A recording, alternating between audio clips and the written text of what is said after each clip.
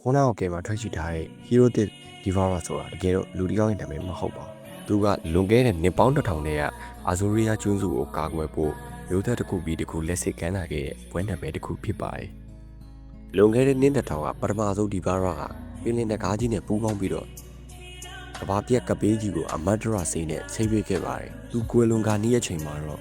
သူ့ရဲ့မိုးကြိုးဆွမ်းအားတွေကိုနောက်မျိုးသက်တွေအတွက်ချိတ်ပိတ်ချန်ထားခဲ့တာပါ။ဒါပေမဲ့အခုကျွန်တော်တို့စောင့်နေတဲ့ Devourer ကတော့လွန်ခဲ့တဲ့9နှစ်ကမှမိုးကြိုးနှက်မီရဲ့ရွေးချယ်မှုကိုခံခဲ့ရတဲ့တာမန်လူငယ်လေးတစ်ယောက်ပါ။သူကတော့သူရဲ့ကောင်းမလှုပ်ချင်ပဲနဲ့တာမန်ဘွားလေးမှာပဲအေးအေးဆေးဆေးနေချင်အောင်ပါပဲ။ဒါပေမဲ့နင်းနဲ့ထောင်ကချိတ်ပိတ်ထားတဲ့တပ်ပေးကြီးကပြန်နိုးထားလာတဲ့အချိန်မှာတော့ကျိုးစုကြီးကိုကဲတင်မှုနဲ့နင်းထောင်ချီတဲ့ Devourer တွေရဲ့စောအားတွေကိုစူးတီးပြီးမိုးကြိုးနှက်မီအဖြစ်သူထွက်ရှိလာခဲ့ပါပြီ။အဲ့ရှုပ်ကြီးကနောက်တဲ့ဘယ်ဟီးရိုးတွေရဲ့စိတ်ဝင်စားစရာဇာတ်လမ်းကိုသိချင်သေးတယ်ခင်ဗျ comments မှာရေးပေးခဲ့ကြပါဦး။